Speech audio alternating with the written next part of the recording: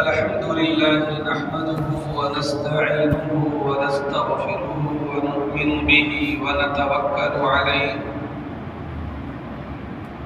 ونعوذ بالله من شرور أنفسنا ومن سيئات أعمالنا من يهده الله فلا مضل له ومن يضلله فلا هادي له ونشهد أن لا إله إلا الله وحده لا شريك له ونشهد أن سيدنا ومولانا محمدا عبده ورسوله أما بعد فأعوذ بالله من الشيطان الرجيم بسم الله الرحمن الرحيم يا أيها الذين آمنوا كتب عليكم الصيام كما كتب على الذين من قبلكم لعلكم تتقون وقال تعالى وما آتيتم من زكاة تريدون وجه الله فأولئك هم المضعفون صدق الله العظيم وقال النبي صلى الله عليه وسلم بني الإسلام على 5 شهادة أن لا إله إلا الله وأن محمد رسول الله وإقام الصلاة وإيتاء الزكاة والحج وصوم رمضان وقال من قام رمضان إيمانا واحتسابا غفر له ما تقدم من ذنبه ومن صام رمضان إيمانا واحتسابا غفر له ما تقدم من ذنبه ومن قام ليلة القدر إيمانا واحتسابا غفر له ما تقدم من ذنبه أو كما قال صلى الله عليه وسلم تو بچا بچا کر نہ رکھ اسے تیرا آئینہ ہے وہ آئینہ تو بچا بچا کر نہ رکھ اسے تیرا آئینہ ہے وہ آئینہ کہ شکست ہو تو عزیز تر ہے نگاہ آئینہ ساز میں قابل صد احترام میرے بزرگوں بھائیوں عزیزوں اور دوستوں رمضان کی آج 15 تاریخ ہے 15واں روزہ ہم لوگوں نے رکھا ہے یوں کہا جائے کہ رمضان کا آدھا مہینہ گزر گیا ابھی ہم لوگ کچھ دن پہلے رمضان کا انتظار کر رہے تھے رمضان آیا اور اس کا آدھا حصہ گزر بھی گیا ابھی دیکھتے دیکھتے بقیہ حصے بھی گزر جائیں گے کوشش اس بات کی کرنی ہے کہ یہ رمضان کی جو مبارک ساعتیں ہیں ان سے ہم خوب فائدہ اٹھائیں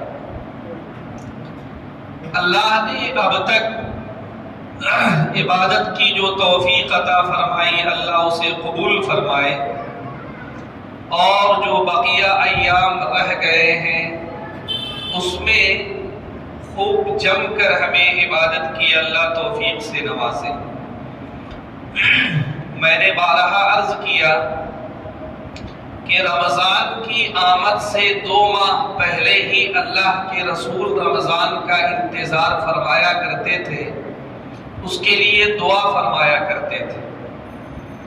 اور رمضان میں جب 1 ماہ بچ جاتا تو عبادت کی طرف آپ کی توجہ اور بڑھ جاتی تھی اور جب رمضان کا مہینہ آتا تو عبادت کا پھر کیا پوچھنا لیکن حضرت عائشہ رضی اللہ عنہا کا بیان ہے کہ رمضان کا جب آخری عشرہ آنے والا ہوتا تو اللہ کے رسول اپنی لنگی کس لیا کرتے تھے الفاظ یہی استعمال ہوتے ہیں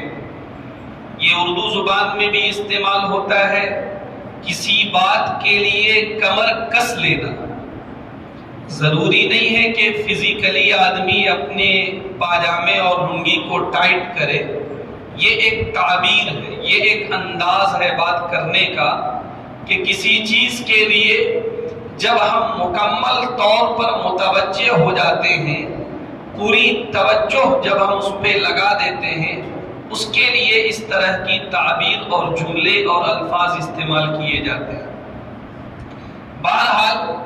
حضرت عائشہ رضی اللہ عنہا کا بیان ہے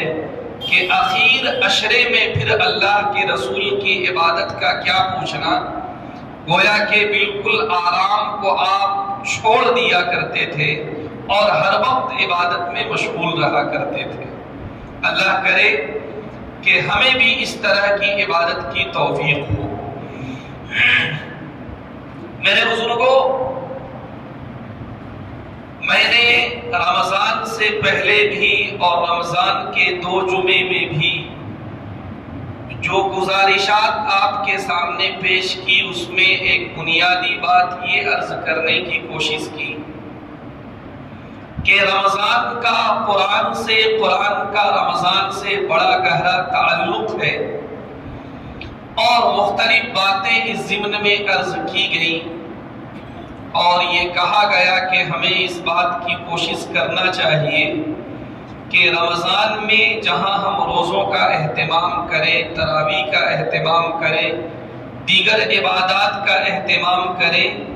ہمیں اس بات کا خصوصی اہتمام کرنا ہے کہ رمضان میں قرآن سے ہمارا تعلق مضبوط سے مضبوط تر ہو، ہم قرآن پاک کے حقوق کو ادا کرنے والے ہوں۔ قرآن پاک پر ایمان لانا قرآن کا حق ہے، اللہ کا کرم ہے ہم قرآن پر ایمان رکھتے ہیں۔ قرآن پاک کی تلاوت کرنا قرآن پاک کا حق ہے، اللہ کا کرم ہے اس کی بھی ہم کوشش کرتے ہیں۔ لیکن قرآن پاک میں اللہ اپنے بندوں سے کیا کہہ رہا ہے؟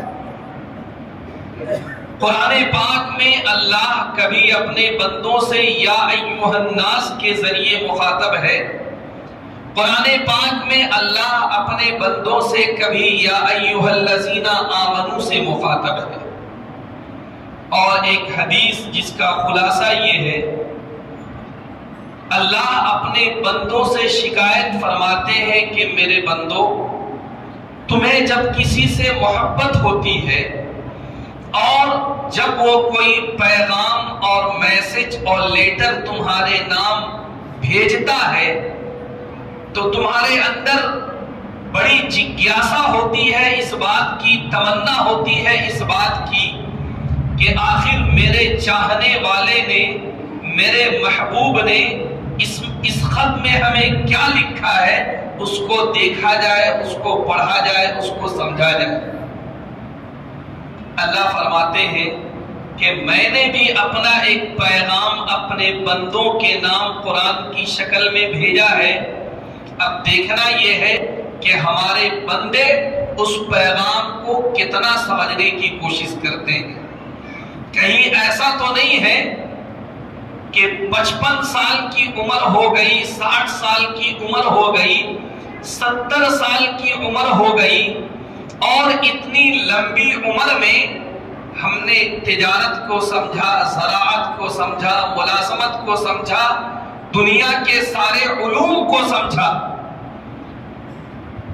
اور اگر قرآن پاک سمجھنے سے رہ گیا ہو تو یہ ایک بہت بڑا لمحہ فکریہ ہے، یہ ایک بہت بڑا معاملہ ہے جس میں ہمیں غور کرنا چاہیے۔ یقیناً قرآن پاک کی تلاوت کا ہمیں معمول بنانا چاہیے۔ ابھی اگر میں یہ کہوں کہ بھائی اس بار رمضان میں کس نے کتنی تلاوت کی، یقیناً ہر ایک کے پاس کوئی نہ کوئی ریکارڈ ہوگا۔ ہم نے ابھی تک 2 ختم کیے، 4 ختم کیے، 5 ختم کیے، لیکن اگر میں یہ سوال کر دوں کہ اس بار رمضان میں قرآن پاک کا جو ترجمہ ہے وہ ہم نے کتنے پارے پڑھے، تو میرا خیال یہ ہے کہ اس کا جواب ہر ایک کے پاس نہیں ہوگا۔ اس لیے کہ ہم نے یہ سمجھ لیا ہے کہ قرآن پاک کا ترجمہ، قرآن پاک کے معانی، قرآن پاک کے مطالب، قرآن پاک کی تفسیر، قرآن پاک میں اللہ کیا کہہ رہا ہے، یہ ہمارے امام صاحب جانے، مولانا صاحب جانے، مفتی صاحب جانے، ہم کو اس سے کوئی مطلب نہیں۔ میرے بزرگوں ایسا بالکل نہیں۔ قرآن پاک کے حقوق کا ادا کرنا، اس کا جو مطالبہ ہے ہر ایک ایمان والے سے ہے، اس لیے ہمیں اس کا بھی معمول بنانا چاہیے۔ اگر ابھی تک ہم نے اس کا آغاز نہیں کیا ہے تو رمضان کے مبارک موقع پر ہم اس کا حسن آغاز کریں، اور ایسا آغاز کریں کہ زندگی کے اختتام تک ہمارا وہ معمول باقی رہے۔ ہم روزانہ بہت زیادہ نہیں تو کم سے کم قرآن پاک کے ایک رکوع کا ترجمہ پڑھیں، اس کو سمجھنے کی کوشش کریں۔ قرآن پاک کے اندر جو علوم ہے، یقیناً اس کی باریکیاں، اس کی گہرائیاں یہ علماء کا کام ہے، لیکن اس میں جو موٹی موٹی باتیں ہیں، نبیوں کے قصے ہیں، حرام و حلال کا جو بیان ہے، موٹی موٹی باتیں ہیں، اس کو ہم بھی سمجھنے کی کوشش کریں۔ یہ بھی قرآن پاک کا ایک حق ہے، اور قرآن پاک کا ایک اہم ترین حق وہ یہ ہے کہ ہم قرآن کے داعی ہوں۔ جی، میں بارہا یہ بات عرض کرتا ہوں کہ ہم لوگ جس دین کے پابند ہیں، وہ دین چند رسومات کے مجموعے کا نام نہیں ہے، وہ دین ایک نظریہ ہے، وہ دین ایک طرز فکر ہے، وہ دین ایک وے آف تھنکنگ ہے، وہ دین اپنے اندر ایک زبردست نظام رکھتا ہے۔ قرآن پاک کی دعوت لے کر جب آپ اٹھیں گے تو یہ بات ہمیشہ کے لیے یاد رکھیں کہ ٹکراؤ پیدا ہوگا۔ قرآن پاک ہم سے جو مطالبہ کر رہا ہے، ہم نے جب اس کو سمجھ لیا اور اس کو نافذ کرنے کی کوشش اور اس کو اپلائی کرنے کی کوشش، اس کی شروعات جب ہم گھر سے کریں گے، ایک کلیش پیدا ہوگا، ایک ٹکراؤ پیدا ہوگا۔ ہو سکتا ہے آپ ایک طرف ہو، پورا گھر ایک طرف ہو، لیکن آپ کو اس کا مقابلہ کرنا ہے۔ قرآن کے نظام کو، قرآن کی دعوت کو جب آپ نافذ کریں گے، جہاں نافذ کریں گے، یہ مت سمجھیے کہ ہر جگہ آپ کا استقبال ہوگا، ہر جگہ آپ کو پھول کے گلدستے پیش کیے جائیں گے۔ ہو سکتا ہے کانٹوں کی بار سے بھی آپ کی ملاقات ہو۔ جی، یہ تاریخ رہی ہے انبیاء کرام کی، حضور پاک کی، بزرگان دین کی۔ یہ جو غزوات پیش آئے ہیں، یہ جو جنگیں پیش آئی ہیں، یہ کیا تھا؟ یہ یہی تھا کہ اسلام کی دعوت کو، قرآن کی دعوت کو، اللہ کے نظام کو جب اس زمین میں نافذ کرنے کی بات کی گئی، لوگ کھڑے ہو گئے۔ ورنہ نبوت سے پہلے یہی معاشرہ اللہ کے رسول کو صادق کہہ رہا ہے، نبوت سے پہلے یہی معاشرہ اللہ کے رسول کو امین کہہ رہا ہے، نبوت سے پہلے یہی معاشرہ اپنی امانتیں اللہ کے رسول کے پاس رکھوا رہا ہے، نبوت سے پہلے یہی معاشرہ اپنے جھگڑے اللہ کے رسول سے حل کروا رہا ہے۔ حجر اسود کو رکھنے کا جھگڑا کتنا بڑا جھگڑا، وہ جھگڑا اگر کسی نے طے کیا تو اللہ کے رسول نے طے کیا۔ عرب کی سوسائٹی اور سماج میں یہ عزت کا مقام اللہ کے رسول کو حاصل تھا، لیکن جب بات کی گئی اسلام کے نفاذ کی، جب بات کی گئی قرآن کے نفاذ کی، جب بات کی گئی شریعت کے نفاذ کی تو دوسروں کی بات چھوڑیے، اپنے چچا جانی دشمن ہو گئے، اپنے رشتہ داروں نے تلواریں اٹھا لی، اپنے رشتہ داروں نے بائیکاٹ کیا۔ اسی لیے میں عرض کر رہا ہوں کہ قرآن کی دعوت کو لے کر جب آپ اٹھیں گے، کھڑے ہوں گے، چاہے بہت چھوٹے پیمانے پر کیوں نہ ہو، اپنے گھر میں بھی جب اس نظام کو نافذ کرنے کی کوشش کریں گے، ہو سکتا ہے بیوی آپ کے خلاف ہو جائے، بچے آپ کے خلاف ہو جائے، اس کا مقابلہ کرنا ہے۔ مقابلے کا مطلب یہ نہیں ہے کہ تلوار نکالنا ہے، مقابلے کا مطلب یہ ہے کہ حکمت کے ساتھ، محبت کے ساتھ ان کی بھی کنونسنگ کرنا ہے، ان کو بھی سمجھانا ہے۔ آپ ایک گاؤں میں رہتے ہیں، ایک سماج میں رہتے ہیں، ایک محلے میں رہتے ہیں، ایک سوسائٹی میں رہتے ہیں، جب منمانا نظام کے مقابلے میں آپ عادلانہ نظام پیش کریں گے، جب منمانی جو شکلیں ہوتی ہیں اس کے مقابلے میں صحیح بات جب آپ پیش کریں گے، جب آپ یہ بات پیش کریں گے کہ اداروں کو ڈھنگ سے چلایا جائے، جب آپ یہ بات پیش کریں گے کہ تنظیموں کو ڈھنگ سے چلایا جائے، جب آپ یہ بات پیش کریں گے کہ اس کے مالی نظام کو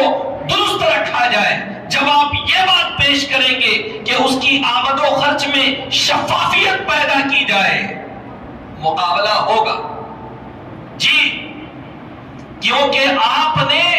نفسانی نظام کے مقابلے میں،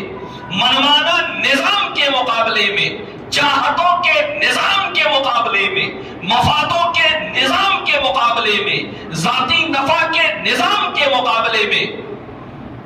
آپ نے ایک نیا نظام پیش کیا ہے جس سے لوگوں کی چاہتیں مر رہی ہیں، لوگوں کے ذاتی نفع ختم ہو رہے ہیں، ذاتی مفاد ختم ہو رہے ہیں، تو ٹکراؤ ہوگا، اور اس ٹکراؤ کا سامنا آپ کو خوشدلی سے کرنا چاہیے، اور یہ یاد رکھنا چاہیے کہ دنیا میں جو بھی حق کی دعوت کو لے کر اٹھا ہے، صحیح نظام کو لے کر اٹھا ہے، اس کو ان حالات کا مقابلہ کرنا پڑا ہے۔ بہرحال تو قرآن پاک کے جو بھی حقوق ہیں، رمضان کی برکت اللہ نے ہمیں اس سے نوازا، ہمیں اس بات کا عزم کرنا ہے کہ قرآن پاک کے ہر طرح کے حقوق کو ہم ادا کرنے والے ہوں۔ میرے بزرگوں، رمضان کا مبارک موقع ہے، ہم روزے رکھ رہے ہیں۔ میں پھر یہی بات عرض کروں گا کہ یہ کوئی ایک فارمیلٹی نہیں ہے کہ صاحب ہمیں سحری سے پہلے اٹھنا ہے، سحری کھانی ہے، دن بھر روزہ رکھنا ہے اور شام میں افطار کر لینا ہے، بس ایک فارمیلٹی ہے، اس کے تحت جو ہے ہمیں زندگی گزار لینا ہے۔ مولانا اشرف علی تھانوی رحمت اللہ علیہ نے بڑی زبردست بات ایک جگہ لکھی ہے، ایک کرسی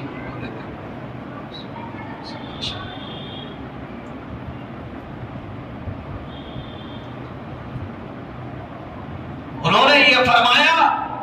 کہ ہمیں سحری اور افطار کا جو نظام دیا گیا اس پر اگر ہم غور کر لیں تو ہمیں روزے کا جو مقصد ہے وہ سمجھ میں آ جائے گا۔ ہم سحری کے وقت اٹھتے ہیں، سحری میں اللہ نے جو بھی کھانا ہمیں دیا ہے ہم اسے کھاتے ہیں، سحری کھانا چاہیے۔ اللہ کے رسول صلی اللہ علیہ وسلم نے فرمایا کہ مومنوں سحری کھایا کرو۔ ہمارے اور اہل کتاب کے روزوں کے درمیان میں جو فرق ہے وہ سحری کا فرق ہے، ہم سحری کرتے ہیں، وہ سحری نہیں کرتے۔ سحری کا کھانا برکت کا کھانا ہے، ایسا نہ ہو کہ صاحب رات کے 2 بجے ہم نے کھانا کھایا اور اسی میں سحری کی نیت ویت کر کے اور اس کے بعد جو سوئے 11 بجے اٹھے، یہ بڑی عجیب بات ہے۔ بہرحال تو مولانا اشرف علی تھانوی رحمت اللہ علیہ نے فرمایا کہ سحری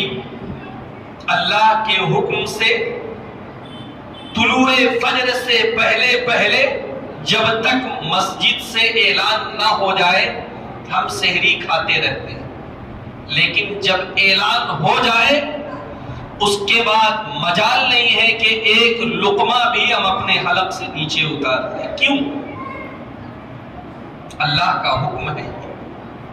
اللہ کا حکم ہے کلوا واشربوا حتى يتبين لكم الخيط الابيض من الخيط الاسود من الفجر۔ سحری کا بیان ہے اس آیت میں، کھاؤ اور پیو جب تک کہ طلوع فجر نہ ہو جائے۔ تو طلوع فجر سے پہلے ہم کھاتے پیتے رہتے ہیں، دن بھر اللہ کے حکم سے ہم روزہ رکھتے ہیں، ایک لقمہ اپنے حلق سے نہیں اتارتے، پانی کا ایک گھونٹ کیا، پانی کا ایک قطرہ اپنے حلق سے نہیں اتارتے۔ ہم وضو کر رہے ہوتے ہیں، کون جانتا ہے اگر چپکے سے ہم تھوڑا سا ایک آدھ گھونٹ پانی اپنے حلق سے نیچے اتار لیں، اللہ کے علاوہ اس کو کون جاننے والا ہے۔ لیکن ہم وضو بھی کر رہے ہوتے ہیں، غرارہ نہیں کرتے، غرغرہ نہیں کرتے۔ کیوں؟ اس وجہ سے کہ کہیں ایسا نہ ہو کہ پانی کا کوئی قطرہ جو ہے وہ ہمارے حلق سے نیچے اتر جائے۔ شام میں افطار کا وقت ہوتا ہے، ہماری مائیں بہنیں بہترین افطار کا دسترخوان ہمارے لیے تیار کرتی ہیں، کبھی ان کو دعائیں دیا کرو۔ جی بڑی محنت سے ہمارے لیے وہ افطار کا سامان، سحری کا سامان تیار کرتی ہیں، کبھی تعریف کر دیں، کبھی کچھ انعامات دے دیں۔ جی بہرحال افطار کے دسترخوان میں ہم بیٹھے، دن بھر کوئی کہاں محنت کر کے آ رہا ہے، کہاں پریشان ہو کر آ رہا ہے، افطار میں ابھی 10 منٹ باقی ہے، ہزاروں طرح کی نعمتیں ہمارے سامنے ہیں، کھانے کے سامان ہیں، پینے کے سامان ہیں، لیکن جب تک مسجد سے اذان نہ ہو جائے اس وقت تک مجال نہیں ہے کہ پانی کا ایک گھونٹ ہمارے حلق سے اتر جائے۔ یہ کیا ہے؟ یہ اللہ کا حکم ہے۔ تو اللہ کا حکم کا لحاظ ہم نے سحری میں کیا، اللہ کے حکم کا لحاظ ہم نے افطار میں کیا، اور دن بھر کھانا پینا اور جنسی ضروریات سے ہم نے اپنے آپ کو اللہ کے حکم سے بچائے رکھا۔ میرے بزرگوں، جس طرح یہ اللہ کے احکامات ہیں اسی طرح ہمیشہ نماز کو قائم کرنا بھی اللہ کا حکم ہے، ہمیشہ حلال روزی کمانے کا اہتمام کرنا بھی اللہ کا حکم ہے، ہر طرح کی لغویات، جھوٹ، فریب اور دھوکے سے بچنا بھی اللہ کا حکم ہے، جو بھی مأمورات ہیں ان پر عمل کرنا بھی اللہ کا حکم ہے، اور جو بھی منہیات ہیں ان سے بچنا بھی اللہ کا حکم ہے۔ آخر کیا بات ہے کہ رمضان کا مہینہ گزرتا ہے، ایسا لگتا ہے کہ ایک کپڑا تھا جسے ہم نے اتار دیا اور ایک دوسرا کپڑا پہن لیا اور اب ہم آزاد ہو گئے، اب ہمارے لیے کوئی مسئلہ نہیں ہے۔ اگر بات اس طرح کی ہے تو اس کا مطلب یہ ہے کہ ہم نے ایک روٹین ورک کیا ہے، لیکن ان اعمال کے اندر جو روح تھی، ان اعمال کے اندر جو اسپرٹ تھی، ان اعمال کے اندر جو جذبہ ہمیں اپنے اندر پیدا کرنا تھا وہ ہم نے نہیں سمجھا۔ میرے بزرگوں، ہمیں سمجھنے کی ضرورت ہے، رمضان کے پیغام کو سمجھنے کی ضرورت ہے، اور رمضان کا جو سبق ہے اس کو ہمیشہ ہمیں یاد رکھنے کی ضرورت ہے۔ رمضان کے مبارک موقع میں ایک انتہائی عظیم الشان عبادت کا بھی ہم اہتمام کرتے ہیں۔ کچھ موٹی موٹی باتیں اس کے تعلق سے بھی میں عرض کرنا ضروری سمجھتا ہوں۔ ہم سب جانتے ہیں کہ زکوٰۃ یہ اسلام کا ایک بنیادی رکن ہے۔ دیکھیں، ایک بات یاد رکھیں، بہت سارے لوگ یہ سمجھتے ہیں کہ زکوٰۃ رمضان ہی میں ادا کرنی ہے، اگر وہ ایسا سمجھتے ہیں تو غلط سمجھتے ہیں۔ رمضان کے مبارک موقع میں عمومی طور پر لوگ زکوٰۃ نکالنے کا جو اہتمام کرتے ہیں اس کی دو وجہ ہے۔ ایک وجہ تو یہ ہے کہ چونکہ رمضان میں ہر عمل کا اجر بہت بڑھا دیا جاتا ہے، آپ نفل عمل کرتے ہیں آپ کو فرض کا ثواب ملتا ہے، آپ ایک فرض ادا کرتے ہیں آپ کو 70 فرائض ادا کرنے کا ثواب ملتا ہے، تو ان ثواب کے حصول کے لیے زیادہ تر لوگ رمضان میں ادائیگی زکوٰۃ کا اہتمام کرتے ہیں تاکہ ہمیں زیادہ سے زیادہ اجر حاصل ہو۔ یہ بڑا اچھا جذبہ ہے، اس کو اپریشیٹ کیا جانا چاہیے۔ ایک وجہ تو یہ۔ دوسری وجہ یہ ہے کہ ہماری سوسائٹی، سماج، آس پاس، پڑوس اور رشتہ داروں میں جو غریب غربا لوگ ہیں ان کا بھی رمضان اچھے سے گزرے،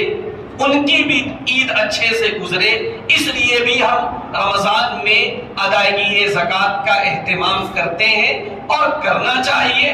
یہ ایسا عمل نہیں ہے کہ اس کو ترک کیا جائے، بالکل آپ کیجئے، لیکن یہ بات بھی ذہن میں رہے کہ کہیں ایسا نہ ہو کہ رمضان سے پہلے کوئی انتہائی ضرورت مند اور پریشان حال شخص ہمارے پاس آئے، اپنی ضرورت کو رکھے، لیکن ہم صاحب صرف اس لیے کہ ہمیں رمضان میں ادا کرنا ہے اس کی ضرورت کی تکمیل نہ کریں، یہ بھی غلط ہے۔ ایک مسلمان جب پریشانی کے عالم میں ہے، ایک مسلمان جب کسی ضرورت کے تحت پریشان ہے اور وہ آپ سے مطالبہ کر رہا ہے اور آپ اس کے مطالبے کو پورا کرنے کی صلاحیت رکھتے ہیں، اسی وقت آپ زکوٰۃ کو ادا کیجئے، اجر دینے والے اللہ ہے، انشاءاللہ آپ کا جو جذبہ ہے اللہ اسے دیکھ رہا ہے، اللہ کے لیے کوئی مشکل نہیں ہے۔ ہو سکتا ہے کہ رمضان کے موقع پر جو اجر آپ کو ملنے والا ہو، آپ کے جذبے، آپ کی نیت اور آپ کے اخلاص کو دیکھتے ہوئے اللہ اس سے بڑھ کر اجر عطا فرمائے۔ ایک مسلمان کی ضرورت کی تکمیل کرنا، ایک مسلمان کی مدد کرنا، ایک پریشان حال کی مدد کرنا، اللہ فرماتے ہیں ایک حدیث قدسی میں واللہ فی عون العبد ما کان العبد فی عون اخیہ، جب تک ایک بھائی اپنے بھائی کی مدد کرتا ہے اللہ اس کی مدد میں ہوتا ہے۔ حضرت ابن عباس رضی اللہ عنہ ایک موقع پر اعتکاف میں تھے، رمضان کے اعتکاف میں تھے، مسجد سے باہر نکل گئے، کسی نے کہا کہ حضور آپ کو اپنا اعتکاف یاد نہیں ہے؟ انہوں نے کہا کہ مجھے اپنا اعتکاف خوب یاد ہے، لیکن ایک مسلمان کی ضرورت کی تکمیل، ایک مسلمان کی پریشانی کو حل کرنا 10 سال نفلی اعتکاف سے بہتر ہے۔ خیر، تو میں یہ عرض کر رہا تھا کہ رمضان کے مبارک موقع پر ہم لوگ زکوٰۃ کی ادائیگی کا اہتمام کرتے ہیں، کرنا چاہیے۔ زکوٰۃ یہ اسلام کا ایک اہم رکن ہے۔ قرآن پاک میں نماز کے ساتھ جوڑ کر تقریباً 20 مقامات پر زکوٰۃ کا حکم آیا ہے۔ 20 مقامات پر جہاں پر اقامت نماز کا بھی حکم دیا گیا اور ایتاء زکوٰۃ کا بھی حکم دیا گیا۔ اقیموا الصلاۃ وآتوا الزکاۃ، اقیموا الصلاۃ وآتوا الزکاۃ، تقریباً 20 مقامات پر۔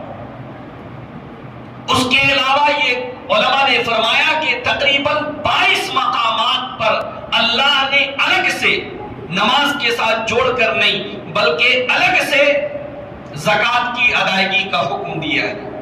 اس کے علاوہ 15 مقامات پر اللہ نے صدقے کے کرنے کا حکم دیا ہے جس میں زکوٰۃ بھی شامل ہے۔ تو زکوٰۃ اسلام کا ایک اہم رکن اللہ کے رسول صلی اللہ علیہ وسلم نے فرمایا تھا کہ دیکھو اسلام کی بنیاد 5 چیزوں پر ہے، لا الہ الا اللہ محمد الرسول اللہ، اس کا اقرار،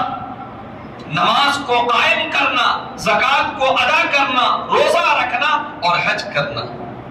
اور بڑی زبردست مثال دی گئی کہ یہ بالکل اسی طرح ہے جس طرح کوئی عمارت ہو، عمارت کا ایک درمیانی ستون ہوتا ہے اور ایک سائڈ کے پلرز ہوتے ہیں، اسی طرح کلمہ شہادت گویا کہ درمیانی ستون ہے، درمیانی کھمبا ہے، اور بقیہ ارکان جو ہے وہ سائڈ کے کھمبے اور سائڈ کے پلرز ہیں۔ یہ 5 پلرز آف اسلام ہیں۔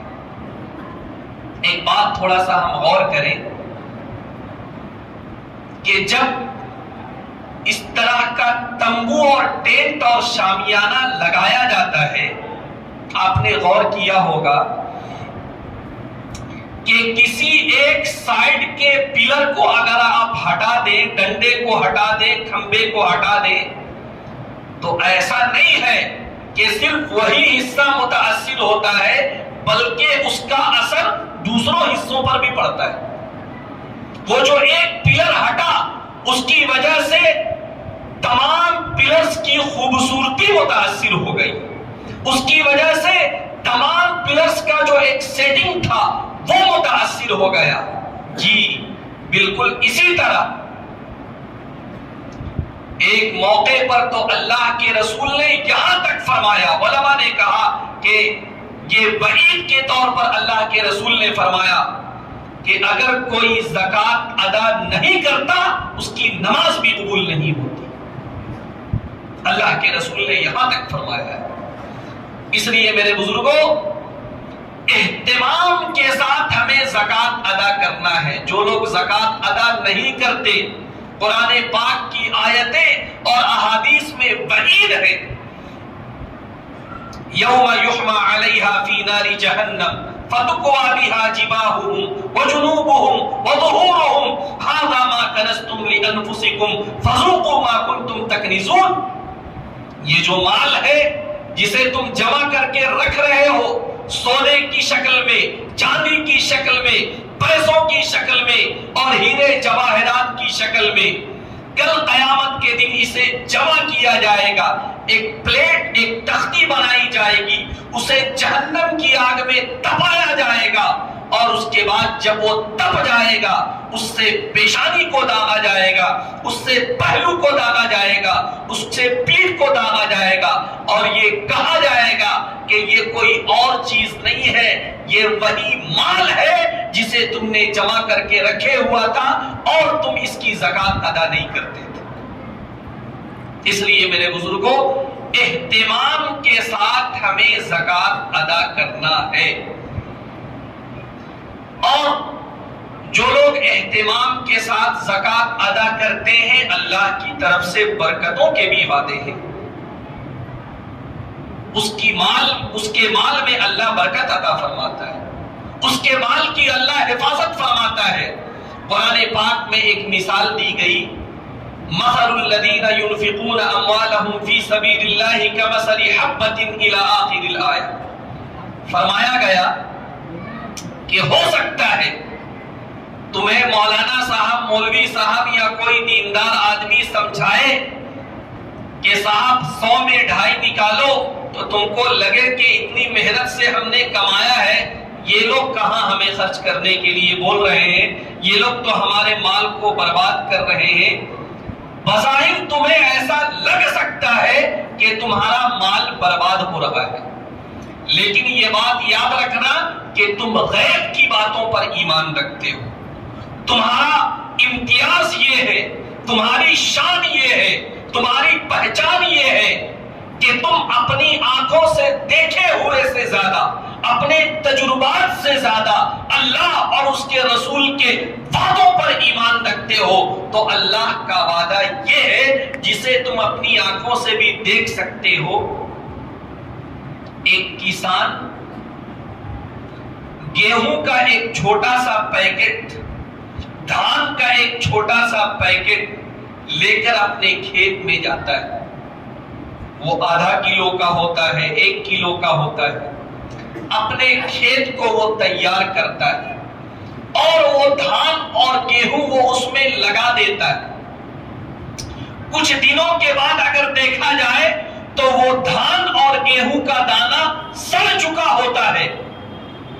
کوئی عقل پرست یہ کہے گا کہ بھائی کہاں تم نے اتنا مہنگا بیج برباد کر دیا، لیکن جو لوگ کاشتکار ہیں، جو لوگ جانکار ہیں، وہ جانتے ہیں کہ آج اگر اسے برباد کیا گیا ہے تو وہ ایک دانہ 1000 دانے کو کچھ دنوں کے بعد لے کر آنے والا ہے۔ یہ ایسی بات نہیں ہے، ہم لوگ اس کو دیکھتے رہتے ہیں، یہ ہمارے تجربات میں آتے رہتے ہیں۔ اسی طرح کی مثال اللہ نے دی کہ تم اللہ کے راستے میں خرچ کرو گے، تمہارا نفس یا کوئی ظاہر پرست ہو سکتا ہے تمہیں سمجھائے کہ تم کہاں ان سب چکروں میں پڑے ہو، اتنی اسٹرگل اور اتنی محنت سے تم نے پیسہ کمایا ہے، یہ پیسہ تمہارا حق ہے، یہ کسی کو دینے کی ضرورت نہیں ہے۔ لیکن نہیں، اللہ کے وعدوں پر یقین کرتے ہوئے مال کو خرچ کرو، اللہ تمہارے مال میں برکت عطا فرمائے گا۔ اللہ کے رسول نے ایک موقع پر فرمایا، حسنوا اموالکم بالزکاۃ۔ عربی زبان میں حسن کا مطلب ہوتا ہے قلعہ، مضبوط قلعہ، اس کو عربی زبان میں حسن کہا جاتا ہے۔ اللہ کے رسول نے فرمایا کہ زکوٰۃ کے ذریعے سے اپنے مال کو اس طرح محفوظ کر لو جس طرح کوئی اپنے قیمتی اثاثے کو قلعے میں محفوظ کر لیتا ہے۔ آج ہم غور نہیں کرتے، مال برباد ہو گیا، مال چوری ہو گیا، سامان برباد ہو گیا، جہاں پہ 10 روپے لگنے تھے 1000 روپے لگ گئے۔ ہم سمجھتے ہیں کہ ہماری زندگی کا یہ ایک معمول ہے، لیکن اگر ہم تھوڑا سا اور کریں تو کہیں نہ کہیں یہ بات یہاں تک پہنچتی ہے کہ ہم نے اس مال کا صحیح سے جوڑ کر زکوٰۃ ادا نہیں کیا، اس میں جو صدقہ خیرات ہمیں کرنا تھا وہ نہیں کیا، جس کی وجہ سے یہ نتیجہ ہمیں دیکھنا پڑا۔ اس لیے میرے بزرگوں، ہمیں کوشش کرنا ہے، نصاب زکوٰۃ کی جہاں تک بات ہے، آپ پڑھتے رہتے ہیں، سنتے رہتے ہیں، آپ نے ہمیشہ سنا ہوگا کہ جو بھی صاحب نصاب ہے اس کے اوپر زکوٰۃ فرض ہے۔ صاحب نصاب کہتے کس کو ہے؟ صاحب نصاب موٹے موٹے الفاظ میں جن کے پاس بیسک ضرورت کے علاوہ 7.5 تولہ سونا یا 52.5 تولہ چاندی کی مالیت ہو۔ تھوڑا سا سمجھ لیں آج، 2-4 منٹ اگر زیادہ لگے کوئی مسئلہ نہیں ہے۔ بیسک ضرورت کے علاوہ گھر ہمارا بیسک ضرورت جی، جس میں ہم رہتے ہو، جن گھروں کو ہم نے کرائے پر دے رکھا ہے اس کا معاملہ الگ ہے، وہ ہماری آمدنی کا ذریعہ ہے۔ جن گھروں میں ہم رہتے ہیں وہ ہمارا بیسک ضرورت، جن گاڑیوں کو ہم ہمیشہ استعمال کرتے ہیں وہ ہماری بیسک ضرورت، جو ساز و سامان ہمارے گھر میں ہمیشہ استعمال ہوتے ہیں وہ ہماری بیسک ضرورت، جو کپڑے ہم ہمیشہ استعمال کرتے ہیں یعنی ڈیلی یوز کا ہو یا پارٹی ویئر ہو وہ ہمارے بیسک ضرورت، گھر میں جو برتن استعمال ہوتے ہیں وہ ہمارے بیسک ضرورت۔ یہ جو بیسک ضرورت کی چیزیں ہیں، اب آج کے حساب سے بیسک ضرورت میں فریج بھی ہے، واشنگ مشین بھی ہے، کولر بھی ہے، اے سی بھی ہے، اب یہ سب بیسک ضرورت میں آ گئی۔ بہرحال اس کے علاوہ اگر کسی کے پاس 7.5 تولہ سونا، 7.5 تولہ کو جب آپ گرام میں کنورٹ کریں گے وہ ہوگا 87.5 گرام، اور 52.5 تولہ کو جب آپ کنورٹ کریں گے وہ ہوگا 612 گرام 364 ملی گرام۔ اس کو آپ راؤنڈ میں 612 گرام یاد رکھیں، تو 612 گرام چاندی یا 87.5 گرام سونے کا اگر کوئی مالک ہو وہ صاحب نصاب ہے۔ اب بہت سارے لوگوں کے ذہن میں یہ بات پیدا ہوگی کہ مولانا دونوں کے ریٹ میں تو بڑا ڈیفرنسز ہے. ہم نے کل ہی رات میں دیکھا رمضان سے پہلے سے لے کے ابھی تک جو ہے چاندی کے ریٹ میں بڑا اضافہ ہوا، تقریباً 5,000 کا اضافہ ہوا. رمضان سے پہلے چاندی جو ہے وہ 75,000 روپے غالباً کلو تھی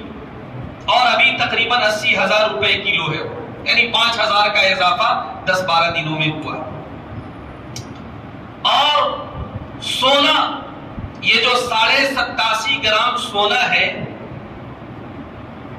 1 گرام سونا وہ 5,000 کچھ روپے کے حساب سے ہے، اس کا ہم نے ریٹ نکالا تو 87.5 گرام سونے کا جو ریٹ نکلتا ہے وہ تقریباً 5.5 لاکھ روپے. اب ایک طرف 612 گرام چاندی کا ریٹ آپ نکالیں گے وہ 48 سے 49,000 روپے ہوگا، اور 87.5 گرام سونے کا ریٹ اگر آپ نکالیں گے وہ 5.5 لاکھ روپیہ ہوگا. اب صاحب نصاب کس کو مانا جائے؟ سونے کا اسٹینڈرڈ اگر آپ سامنے رکھتے ہیں تو جس کے پاس بیسک ضروریات کے علاوہ 5.5 لاکھ ہو وہ صاحب نصاب. اور چاندی کو اگر آپ سامنے رکھتے ہیں تو بیسک ضروریات کے علاوہ جس کے پاس 50,000 ہو، 48,000 ہو، 49,000 ہو وہ صاحب نصاب. تو صاحب نصاب مانا کس کو جائے؟ اس کا جواب یہ ہے کہ زکوٰۃ کا جو پورا نظام ہے اس پورے نظام میں ایک فارمولا اور ایک رول یہ بتایا گیا کہ ہر وہ شکل جس سے غرباء کو، فقراء کو زیادہ سے زیادہ فائدہ ہو اختیار کیا جانا چاہیے. اب اگر مان کے چلیے کہ ہمارے محلے میں 100 لوگ ہیں اور ہم نے 5.5 لاکھ والا اسٹینڈرڈ طے کر دیا تو مشکل سے 10 لوگ ہمیں صاحب نصاب ملیں گے. لیکن اگر 48-49 ہزار والا نصاب ہم نے طے کیا تو انشاءاللہ 100 لوگوں میں سے کم 30-40 لوگ ضرور صاحب نصاب ہم کو ملیں گے. اس لیے علماء کا فرمانا یہ ہے کہ عام حالات میں چاندی کا جو اسٹینڈرڈ ہے اس اسٹینڈرڈ کو سامنے رکھتے ہوئے صاحب نصاب مانا جائے. اور بھی کسی کو کچھ سمجھنا ہو انشاءاللہ وہ ہم سے پرسنلی مل سکتے ہیں. بہرحال خلاصہ یہ نکلا کہ ہمارے پاس جو بیسک ضرورت کی چیزیں ہیں اس کے علاوہ اگر 48-49 ہزار کی مالیت کی کوئی بھی چیز، سونا اگر ہمارے پاس ہو، چاندی اگر ہمارے پاس ہو، پیسے ہمارے پاس ہو، یا ایکسٹرا کوئی ضرورت کی چیز ہمارے پاس ہے جو ہماری بیسک ضرورت میں نہیں ہے تو ہمارے اوپر زکوٰۃ واجب ہے. اور ہمیں جوڑ کر یہ جو اندازے سے زکوٰۃ نکال دی جاتی ہے ایسا نہیں. نماز اندازے سے نہیں پڑھنا ہے، رکعت اس کی متعین. روزہ اندازے سے نہیں رکھنا ہے کہ چلیے 3 بجے وقت ہو گیا ہوگا اور رات میں 8 بجے وقت ہو گیا ہوگا، یہ اندازہ کچھ نہیں. باقاعدہ جوڑ کر، خاص طور سے جو تاجر پیشہ لوگ ہیں جو تجارت کرتے ہیں، کرنٹ میں ان کے دکان میں ایک سوئی بھی اگر ہے اس کا ریٹ جوڑا جائے اور جو بھی ریٹ نکلے اس کا 2.5% اللہ کے راستے میں نکالا جائے. اور میرے بزرگوں، جب زکوٰۃ اور صدقات اور خیرات ہم نکال رہے ہوں ایک بنیادی بات ہم ذہن میں رکھیں. تھوڑی سی ہمیں تحقیق کر لینا چاہیے کہ کون مستحق ہے کون مستحق نہیں. اب میں یہاں پر زیادہ تفصیل میں نہیں جانا چاہتا. جو مستحق ہیں ان کو دیں گے تبھی زکوٰۃ ادا ہو. اس لیے تحقیق کرنا آپ کی ذمہ داری. دنیا میں فراڈ بہت ہے، دنیا میں دھوکے بہت ہیں، دنیا میں جعلسازیاں بہت ہیں. آپ لوگ دیکھ رہے ہوں گے مسلمانوں کی شکل بنا کر لوگ جو ہے صاحب کیا کیا کر رہے ہیں. زکوٰۃ آپ ویسی ہی جگہ ادا کریں جہاں پہ آپ کو اطمینان ہو کہ یہ مستحق زکوٰۃ ہے. اسی لیے اللہ کے رسول نے فرمایا کہ سب سے پہلے ہماری زکوٰۃ، صدقات اور ہمارے عطیات کا مستحق ہمارے رشتہ دار ہیں، ہمارے رشتہ داروں میں جو مستحق ہیں سب سے پہلے ان کو دیا جائے۔ جی آپ کہیں گے کہ فلاں رشتہ دار سے تو انبن ہے، انبن کو ایک طرف رکھیے، اگر وہ مستحق زکوٰۃ ہے اس کو جا کے زکوٰۃ دیجیے، اور دیتے وقت کہنے کی بالکل ضرورت نہیں ہے کہ یہ زکوٰۃ کا مال، بالکل نہیں۔ زکوٰۃ دیتے وقت اگلے کی عزت، اگلے کا ایگو، اگلے کی شرافت کو ہمیشہ ملحوظ رکھا جائے۔ آج بڑے تماشے ہیں اس معاملے میں، اللہ ہم سب کو معاف کرے۔ اگر ہم نے رمضان کے موقع پر اپنے مال کی گندگی، جی اپنے مال کا کچرا اپنے رشتہ داروں کو، اپنے عزیزوں کو، اپنے جاننے والوں کو دے دیا، تو ہم یہ چاہتے ہیں کہ وہ ہمیشہ کی ہماری غلامی کرے۔ جی یہ بالکل غلط ہے۔ آپ زکوٰۃ ادا کر رہے ہیں، آپ ایک عبادت کر رہے ہیں، اس نے آپ کی زکوٰۃ لی، اس نے آپ پر احسان کیا ہے، آپ نے اس پر کوئی احسان نہیں کیا۔ ایک زمانہ ایسا بھی آئے گا اور آ چکا ہے، حضرت عمر بن عبدالعزیز رحمت اللہ علیہ کا زمانہ، لوگ سونے اور چاندی لے کر نکلتے تھے، اعلان کرتے تھے ہے کوئی مستحق زکوٰۃ جو لے لے، کوئی نہیں ملتا تھا۔ اور اللہ کے رسول نے فرمایا کہ قرب قیامت ایک زمانہ ایسا آئے گا کہ لوگ تلاش کریں گے کہ ہمارے مال کو کوئی لینے والا ہو، لیکن کوئی لینے والا نہیں ملے گا۔ تو ہم زکوٰۃ دے کر اگلے پر احسان بالکل نہیں کر رہے ہیں۔ حضرت عائشہ رضی اللہ عنہا، انہوں نے ایک موقع پر اپنے بھانجے حضرت عبداللہ ابن زبیر کو کچھ پیسے دیا اور کہا کہ فلاں بزرگ جو ہے ان کے پاس جانا اور ان کو یہ پیسہ دے دینا، اور ہاتھ میں پیسہ نہیں دینا، سائیڈ میں کہیں پہ رکھ دینا، اور ان سے دعا کی درخواست بھی نہیں کرنا، ان کو بس دے دینا اور چلے آنا۔ شاگرد تھے، بھانجے تھے، پیسہ لیا، انہوں نے جا کے دے دیا۔ جب آئے تو انہوں نے سوال کیا کہ اماں جان یہ بتائیں کہ آپ نے دعا کی درخواست سے بھی منع کیا اور یہ کہا کہ پیسے ہاتھ میں نہیں دینا، اس کی وجہ کیا ہے؟ کہا کہ پیسہ جو ہاتھ میں دینے سے ہم نے منع کیا اس کی وجہ یہ تھی کہ کہیں ایسا نہ ہو کہ دیتے وقت تمہارا ہاتھ اوپر ہو، ان کا ہاتھ نیچے ہو، ان کی عزت، ان کی شرافت اور ان کا جو اپنا وقار ہے وہ مجروح ہو کہ آج میرا ہاتھ لینے والا بن گیا، اس لیے اس طرح مت دینا، ان کے بغل میں کہیں پہ رکھ دینا۔ اس کے بعد کہا کہ اچھا یہ بتائیں کہ آپ نے دعا کے تعلق سے بھی منع کیا کہ دعا کی درخواست نہیں کرنا۔ کہا کہ ہاں، جب کوئی انسان کسی کے لیے دعا کرتا ہے وہ گویا اس کے اوپر احسان کرتا ہے۔ اللہ کے رسول نے ایک موقع پر فرمایا تھا کہ جب تمہارے ساتھ کوئی داد و دہش کا معاملہ کرے، لین دین کرے، گفٹ وغیرہ دے، تو بہتر یہ ہے کہ اگر تمہارے اندر استطاعت ہو تو تم بھی بدلے میں کچھ دو۔ جی ون سائیڈڈ یہ سب نہیں ہونا چاہیے، بعض دوستوں میں ون سائیڈڈ چلتا رہتا ہے یہ سب۔ اللہ کے رسول نے فرمایا تہادو، ہدیہ اگر کسی سے لے رہے ہو تو کبھی اس کو دینے کی بھی فکر کرو۔ جی کسی کی دعوت اگر خوب کھا رہے ہو تو کبھی کبھی اس کی دعوت بھی کیا کرو، ون سائیڈڈ معاملہ نہیں ہونا چاہیے۔ بہرحال اللہ کے رسول نے یہ فرمایا کہ اگر کوئی تمہارے ساتھ کوئی احسان کا معاملہ کرتا ہے اور تم اپنے پاس کچھ نہ پاؤ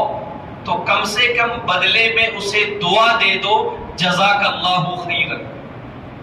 تو اس نے جو تمہارے اوپر احسان کیا اور تم نے جو دعا دے دی وہ کسی نہ کسی درجے میں اس احسان کا بدلہ ہو گیا۔ تو دعا دینا بھی کیا ہے؟ ایک طرح سے احسان ہے۔ حضرت عائشہ نے دعا کی درخواست سے بھی منع کیا، اس کے پیچھے وجہ یہی تھی کہ ہم نے جو زکات کی رقم، صدقے کی رقم اس بزرگ کو دی ہے، اس پر کوئی احسان نہیں کیا ہے کہ اس کے بدلے میں دعا والی احسان بھی ہم لیں۔ جی یہ ہے مزاج شریعت کا، یہ ہے مزاج ہمارے دین کا۔ لیکن اللہ معاف کرے،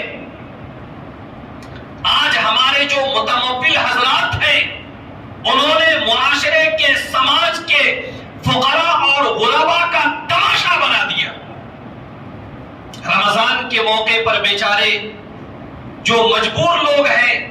معلوم ہوا کبھی فلاں صاحب کے ہاں مغرب بعد لائن میں لگے ہوئے ہیں، کبھی فلاں صاحب کے ہاں مغرب عشاء کے بعد لائن میں لگے ہوئے ہیں، ابھی صاحب چائے پی رہے ہیں، ابھی صاحب افطار سے فارغ نہیں ہوئے ہیں، ابھی صاحب تھوڑا آرام فرما رہے ہیں۔ یہ سب تماشا بالکل نہ بنایا جائے، یہ تماشا بالکل نہ بنایا جائے۔ آج اگر اللہ نے آپ کو دینے کی پوزیشن میں رکھا ہے اور کچھ لوگ آپ کے سامنے لائن میں کھڑے ہیں، ہو سکتا ہے دن بدل جائے، کوئی دوسرا دینے والا ہو اور آپ لائن پر کھڑے ہوں، اس وقت آپ سمجھیں کہ آپ کی عزت نفس کا کیا ہوگا، آپ کے وقار کا کیا ہوگا، آپ کے جذبات کا کیا ہوگا۔ ہمیں فقراء کی مدد کرنی ہے، ہمیں غرباء کی مدد کرنی ہے، لیکن اس کا مذاق نہیں اڑانا ہے، ان کی توہین نہیں کرنی ہے، بلکہ ان کی عزت کرنا ہے۔ اللہ نے قرآن پاک میں فرمایا کلا بل لا تکرمون الیتیم، تمہارے اوپر جو عذاب آتا ہے اس کی ایک وجہ یہ ہے کہ تم یتیموں کا، فقراء کا، غرباء کا اکرام نہیں کرتے ہو، ان کی عزت نہیں کرتے ہو، ان کا رسپیکٹ نہیں کرتے ہو۔ ان کے رسپیکٹ کرنے کا حکم ہے۔ اللہ سے دعا کریں کہ شریعت کا جو مزاج ہے اللہ ہمیں اس کے سمجھنے کی توفیق عطا فرمائے۔